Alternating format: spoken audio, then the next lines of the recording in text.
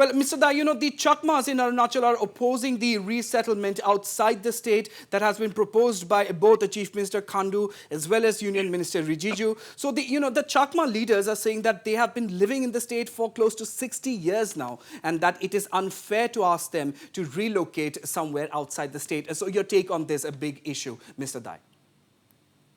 Thank you. At the outset, well, we have to see that the AAPSU and the people of Arunachal Pradesh are strongly welcoming the statement. And we term it as an bold and a historic statement from both the leaders.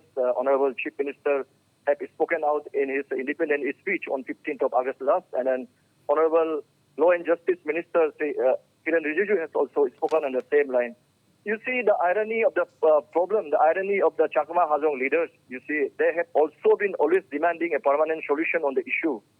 And likewise, the AAPSU and the indigenous people of Arunachal Pradesh have also been demanding for a permanent solution.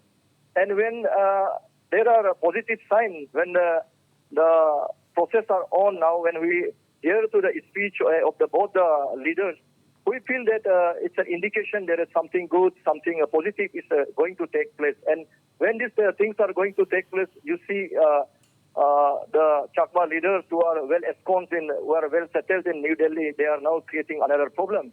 They are galvanizing this issue again.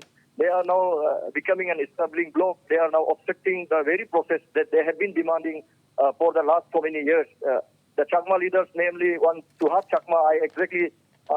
It's not exactly from Arunachal Pradesh also, but every time when the issue comes up in Arunachal Pradesh, he is the first to, at a drop of a hat, create this kind of confusion, misinformation in the national capital. We are getting to see that they are now submitting representation to the Honorable Prime Minister, to the Honorable Home Ministry, even to the RSS chief. But we want to make clear through this conversation, to this phone interview, that the people of Arunachal Pradesh, the indigenous people of Arunachal Pradesh and the AAPSU are welcoming the statement and strongly behind the statement of both the leaders. And we are seeking and still demanding for an immediate solution on this vexed issue.